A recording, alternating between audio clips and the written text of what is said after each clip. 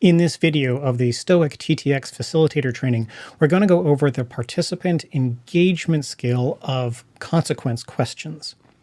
So we have confirmation questions, which are active listening, and we've got curiosity questions, which are exploring areas around what the participants have said. And now we want to talk about the consequence questions.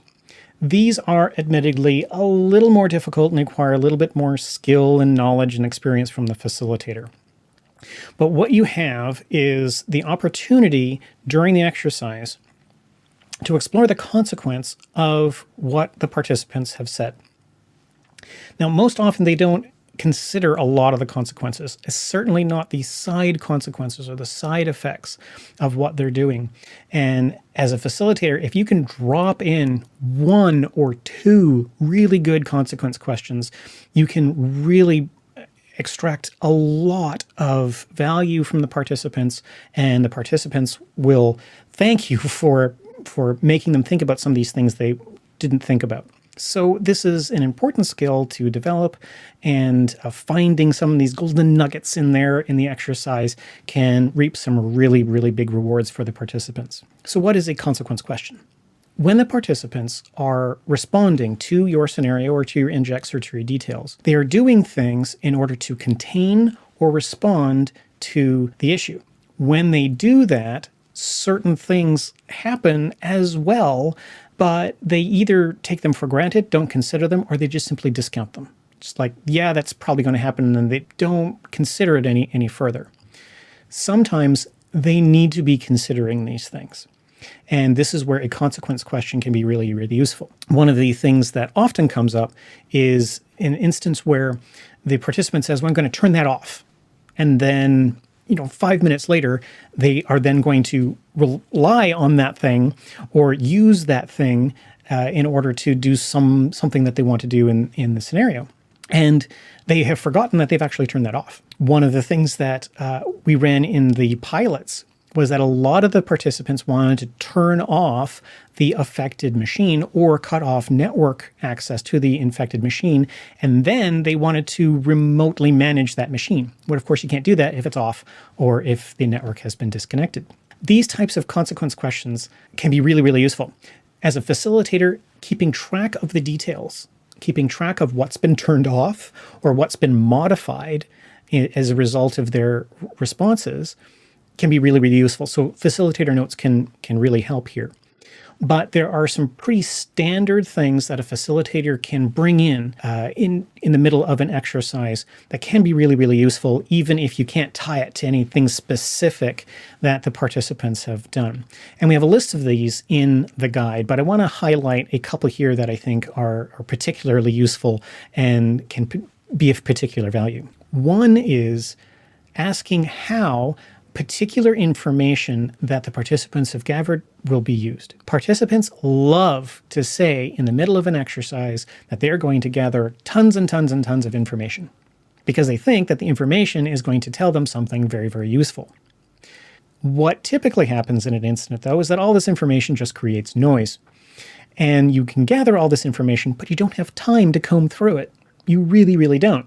So asking as a facilitator, so you've gathered all this information, you've gathered all of the logs from the affected machine. How are you going to use this information in light of everything else you need to do? And asking some of these consequence questions can really make people think about what their course of action really needs to be and the effect of that. Another really good consequence question is, at what point are the responders too tired to be effective? It is too easy at a tabletop exercise table to imagine all the things everyone would do and forget how long it's going to take to do all of it. And you reach a point where the participants are just going to burn out. And I've been in tabletop exercises, both in cybersecurity and not cybersecurity, where you start tallying up all of the hours that are going to be racked up, and you've got incident responders working for 24 hours straight. That's simply not workable.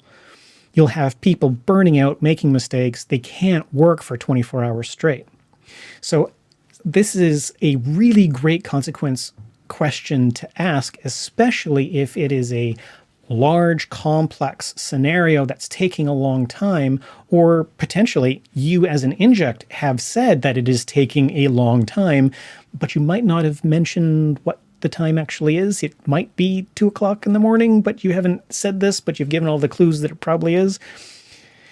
Raising this question then becomes an interesting thing to raise. So forcing them to deal with the time element, the time of day element, not in terms of what resources might be available at this time for the incident, but if people have been working for a long period of time, how do they handle that? Major incidents do take a long period of time, and people do burn out.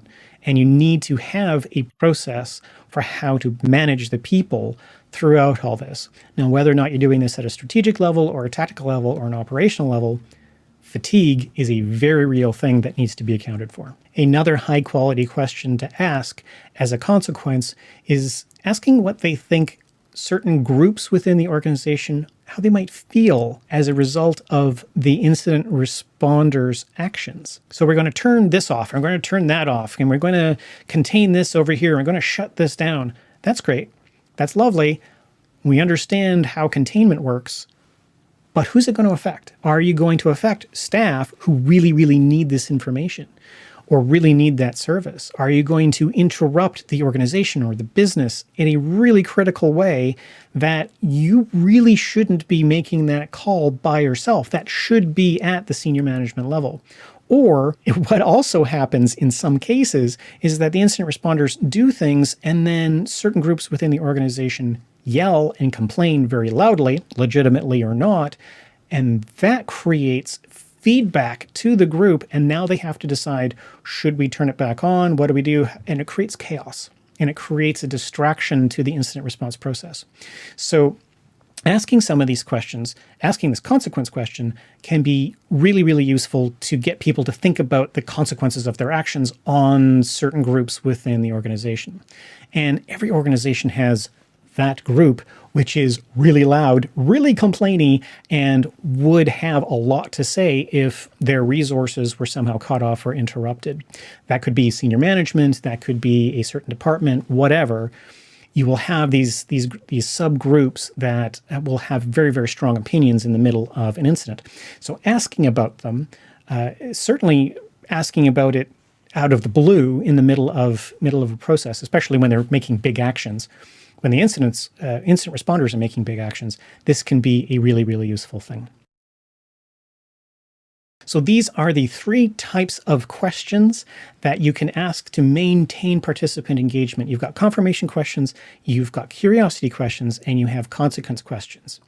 And the next video for participant engagement is about keeping momentum. And this is, again, a soft skill on making sure that the conversations just don't die an awkward death.